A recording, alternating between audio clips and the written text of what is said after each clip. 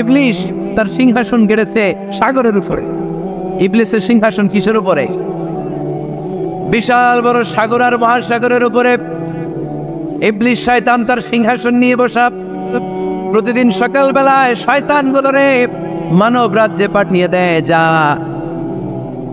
তোরা মানব রাজ্যে চলে যা, যে মানুষকে ওয়াসওয়াসা দেয়, ওয়াসওয়াসা দিয়ে খারাপ কাজ করা। সারাদিন খারাপ কাজ করার পরে কি কি ওয়াসওয়াসা দিল, কি কি খারাপ কাজ মানুষের মধ্যে ঘটালো, সন্ধ্যাবেলায় সব শয়তান এসে ইবলিসকে বয়ান শোনায়।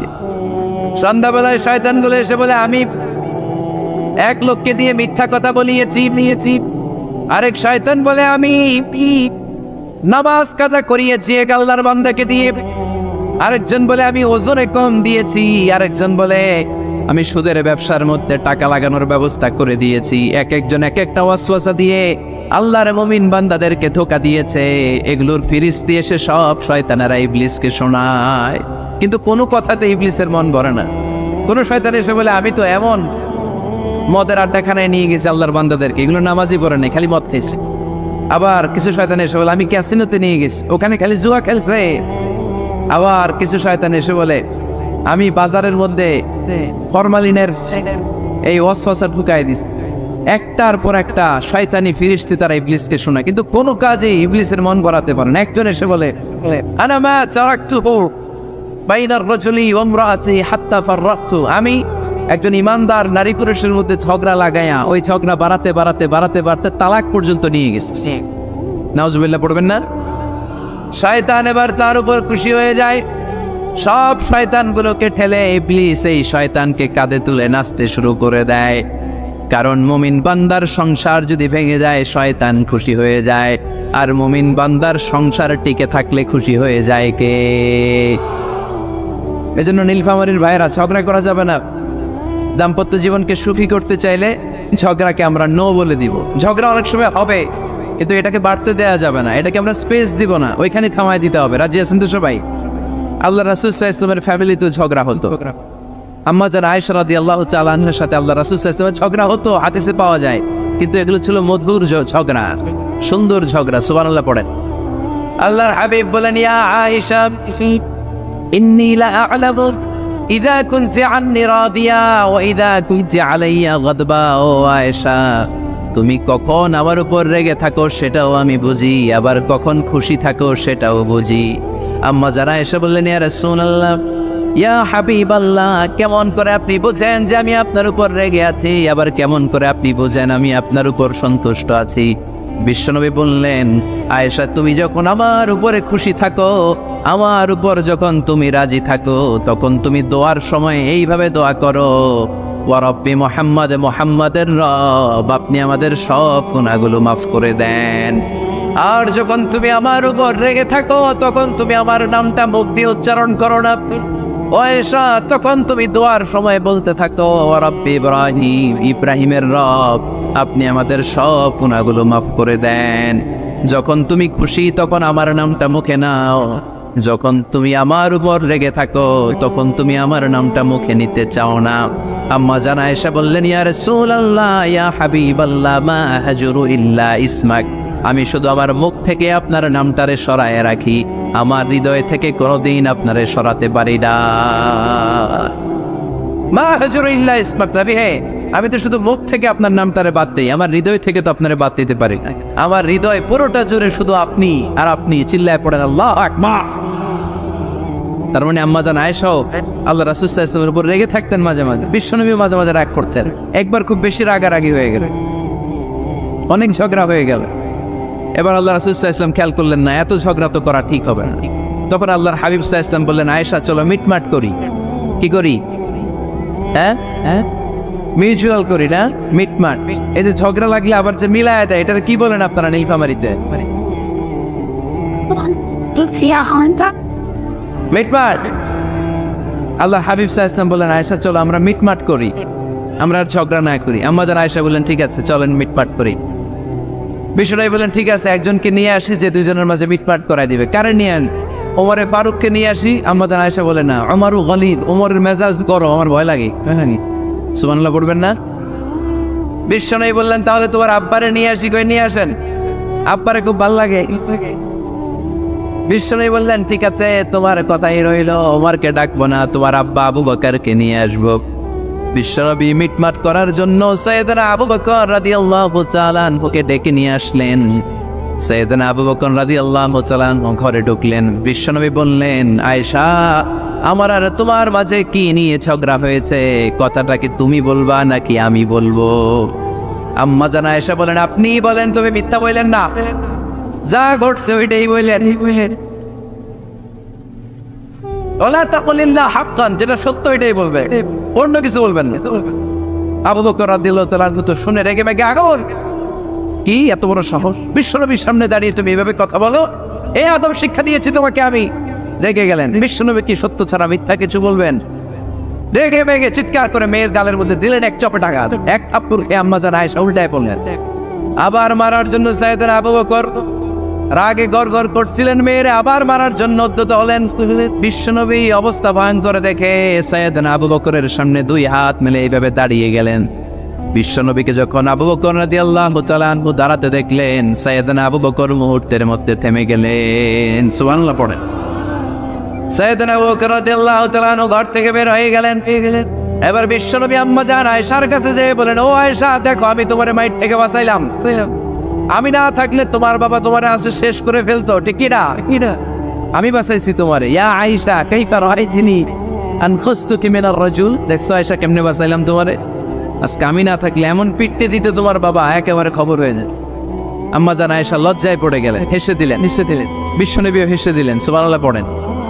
দুইজনের এই হাসির আওয়াজ ঘরের বাইরে থেকে সাইয়েদনা আবু বকর শুনতে পেলেন। উনি শুনে তো অবাক, কিরে এতক্ষণ তৃতীয় বিশ্বযুদ্ধ, এখন আবার আসে। ঘরে ঢুকলেন। ঘরে ঢুকার পরে আবু বকর রাদিয়াল্লাহু তাআলা আনহু বিশ্বনবীরে বলেন, ইয়া রাসূলুল্লাহ আশরিকানি ফি সিলবিকুমা কামা আশরাকতুমানি ফি হারবিকুমা। হে আল্লাহর রাসূল, আপনারা দুইজন ঝগড়া লাগলে মিটমাট করার জন্য আমারে যেমনি ডাকেন, আপনারা যখন সুখ আনন্দ আর হাসাহাসিতে ব্যস্ত থাকেন, ওই হাসির সময়গুলোতে শেয়ার করার জন্য তখনও আমার একটু ডাইকেন। পড়েন সুবহানাল্লাহ। ও নবী, শুধু ঝগড়ার সময় ডাইকেন না, শুধু মিলায় দেওয়ার জন্য ডাকবেন না।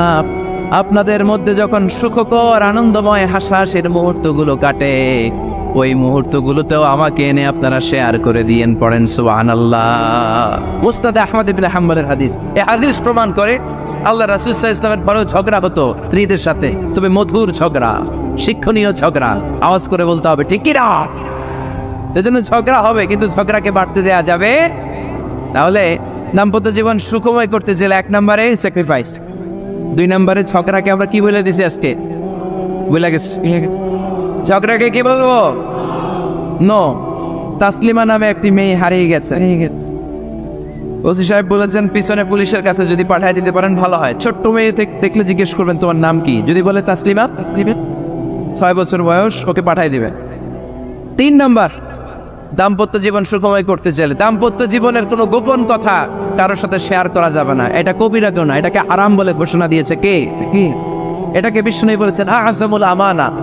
স্বামী স্ত্রীর মধ্যে যে অন্তরঙ্গ মুহূর্ত কাটে, এই মুহূর্তগুলোর কথা কারোর সাথে শেয়ার করা যাবে? নীলফামারীর যুবক ভাইরা চিল্লায় বলে, এগুলো শেয়ার করা যাবে? বিষ্ণু বললেন খবরদার, এটা আযমুল আমানা।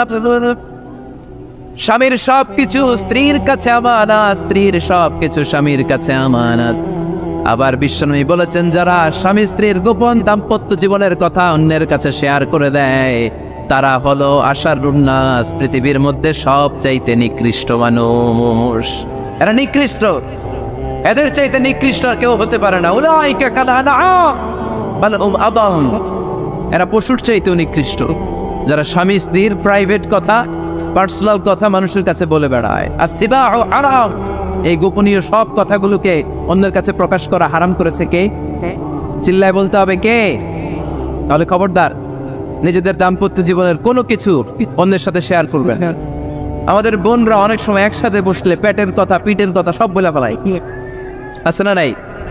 না বোনেরা, সব শেয়ার করলেও আপনাদের দাম্পত্য জীবনের কোনো কথা কখনো কারোর সাথে শেয়ার করতে পারবেন না।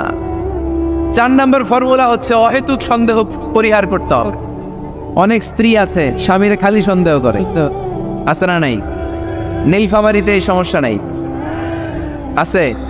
এই যে ভুক্তভোগী পাওয়া গেছে, আছে না নাই?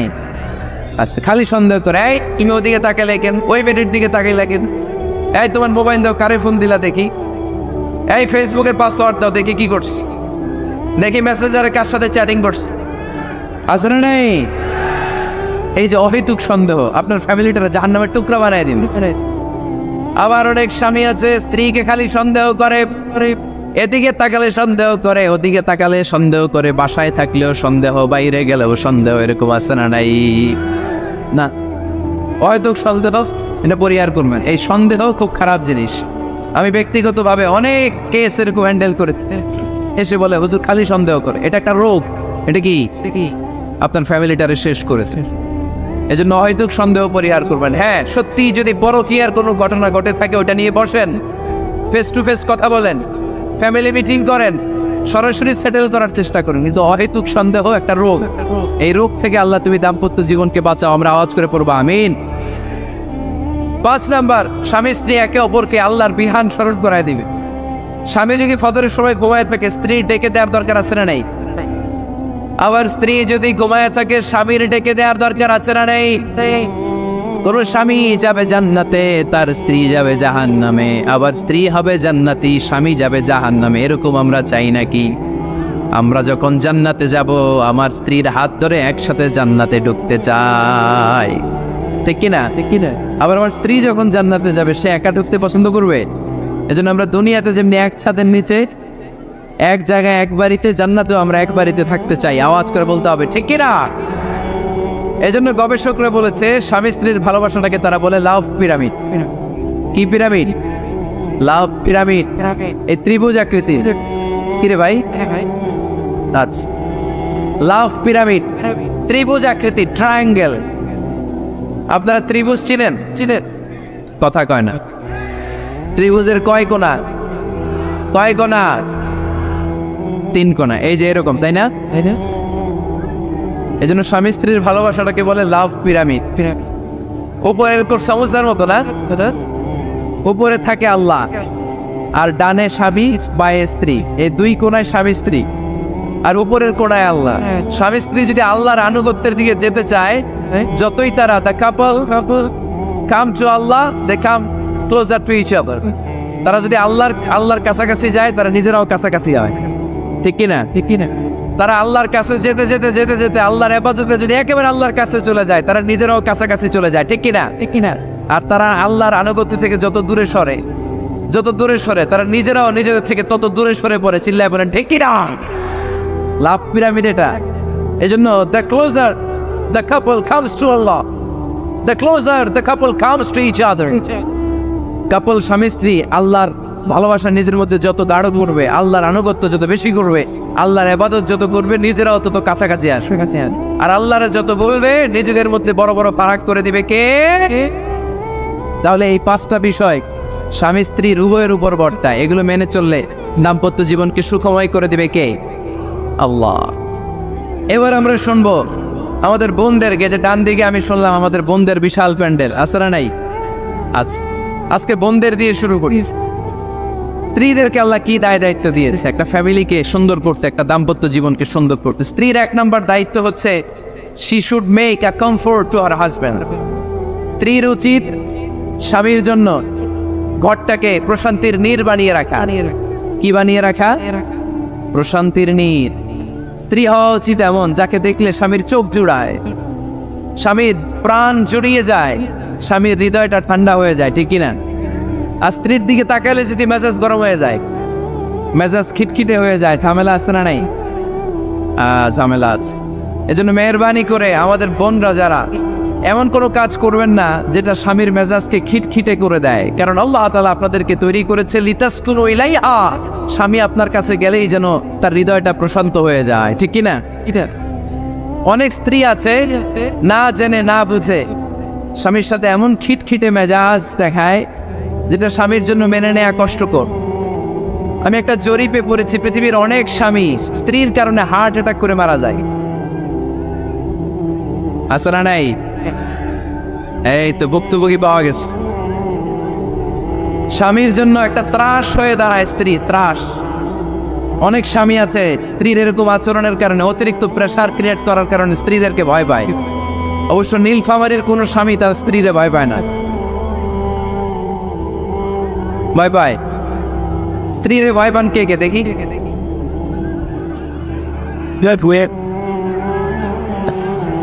ভয় পান আপনারা? ভয় পান? হ্যাঁ, এক অফিসের বড় সাহেব তার স্ত্রীরে খুব ভয় পায়, প্রচন্ড ভয় পায়। তো সে মনে মনে ভাবলো দেখি আমার অফিসের যারা স্টাফ আছে, ম্যানেজাররা আছে, এরা কতটুকু ভয় পায়, এরা ভয় পায় কিনা। তো একদিন সকালবেলা অফিসের সব স্টাফগুলোর একসাথে দাঁড় করায় বলতেছে, এই আপনারা যারা যারা আপনাদের স্ত্রীদেরকে ভয় পান তারা ডান দিকে যান, আর যারা স্ত্রীকে ভয় পান না এরা বাম দিকে যান। অফিসের সব কর্মচারী ডান দিকে চলে গেছে, সবাই ভয় পায়, একজন শুধু বাম দিকে। বাম দিকে কয়জন ভয় পায় না, আর যারা ভয় পায় এরা ডান দিকে, ডান দিকে সবাই। তো বড় সাহেব ভাবছে আলহামদুলিল্লাহ আমার অফিসে একজন হইলেও বীর পুরুষ আছে। তো বীর পুরুষের কাছে যে বলে, ঘটনা কি, আপনি মোটেও ভয় পান না? কয় স্যার, প্রতিদিন অফিস করার জন্য যখন ঘর থেকে বের হয় আমার বউ আমারে বলে দেয়, খবরদার সবাই যেদিকে যায় তুমি কিন্তু ওইদিকে যাইবা না, সবাই যেদিকে যায় তুমি ওইদিকে গেলে খবর আছে। বড় সাহেবকে খবরদার, এটা তো আরো ডরায়, ঠিক কি না?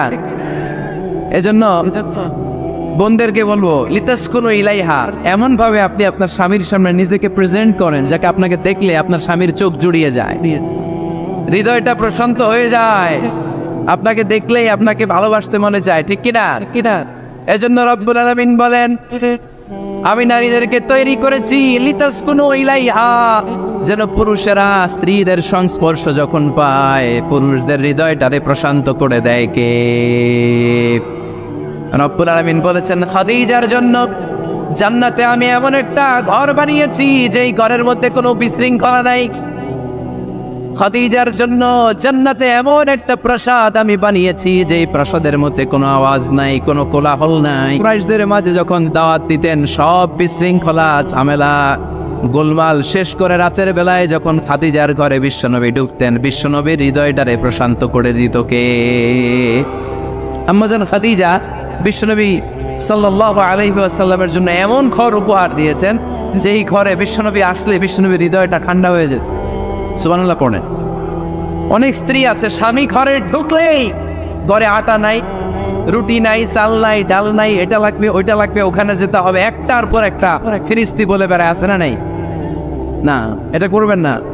আপনার কি লাগবে এই সব দায় দায়িত্ব আল্লাহ তাআলা স্বামীকে দিয়েছে, স্বামীকে জানাবেন, তবে ধীরে সুস্থে ধীরে সুস্থে স্বামীর জন্য ঘরটাকে এমন করে রাখতে হবে যেন ঘরে ঢুকলেই স্বামীর হৃদয়টারে প্রশান্ত করে দেয় কে? এজন্য স্ত্রীর প্রথম দায়িত্ব ঘরটারে প্রশান্তির নীড় বানানো। এখানে কি আবার কি এখানে মারামারি দুই দল নাকি?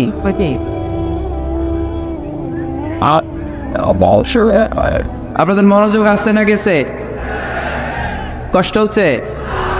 হ্যাঁ, অনেক রাত হয়ে গেছে তো, প্রায় 10:30। হ্যাঁ, তাকবীর পড়েন, লিল্লাহে তাকবীর। তো কিছু লোক ওঠা বসা শুরু করলেন কেন? হ্যাঁ, 1 নাম্বার 2 নাম্বার 3 নাম্বার নাই তো আবার? হ্যাঁ, 1 নাম্বার নাকি পেশাব করা, 2 নাম্বার নাকি টয়লেটে যাওয়া, 3 নাম্বার নাকি এইটা। বিড়ি খান আপনারা? বিড়ি আর সিগারেটের সাথে মুসলমানের সম্পর্ক আছে না। কোন মুসলমান সিগারেট খেতে পারে, বিড়ি টানতে পারে? কারণ এটা এমন একটা খাবার যে খাবার টয়লেটে ঢুকেও খাওয়া যায়। সিগারেট ছাড়া কোনো খাবার টয়লেটের ভেতরে খাওয়া যায়? কথা বলেন, খাওয়া যায়। এবং সিগারেট পৃথিবীর এমন খাবার যে খাবারের গায়ে এই খাবারের বদনাম লেখা থাকে, ঠিক কিনা? সিগারেট ছাড়া পৃথিবীর কোনো খাবারে ওই খাবারের বদনাম আছে? কথা বলেন। ধরেন আপনাদের নীলফামারীতে নতুন 1 প্যাকেট বিস্কিট বেরোচ্ছে, যে বিস্কিটের গায়ে লেখা এই বিস্কিট খাওয়ার 1 ঘন্টার মধ্যে ডায়রিয়া শুরু হবে। ওটা খাইবেন কে কে? খাবেন আপনারা? কি বলবেন দোকানদারে, তোর বিস্কিট তুই খা, তোর ডায়রিয়া হোক, ঠিক কিনা? কিন্তু সিগারেটের গায়ে কিন্তু লেখা থাকে স্মোকিং কজেস ক্যান্সার, ধূমপান স্বাস্থ্যের জন্য ক্ষতিকর। ধূমপান কর্কট রোগের কারণ। ধূমপান করলে এটা বিষপানের শামিল। এই সিগারেট এটা তৈরি হয় তামাক পাতা থেকে, টোবাকো প্ল্যান্ট। এই তামাক পাতার চারদিকে বেড়া দেওয়া লাগে না, জানেন? কারণ ছাগলও মুখ দেয় না। তো যেটা ছাগলে খায় না ওটা মানুষ খাইতে পারে? আওয়াজ করে বলেন। তাহলে ঝগড়ারে যেমনি আজকে আমরা নো বলে দিলাম, এই সিগারেট, এই মাদক, এগুলাকে আজকের প্রোগ্রাম থেকে আমরা নো বলে দিব। পারা যাবে? মাদককে আমরা নো বলে দিলাম। আওয়াজ করে বলেন, মাদক আর সিগারেটকে কি বললাম? নো।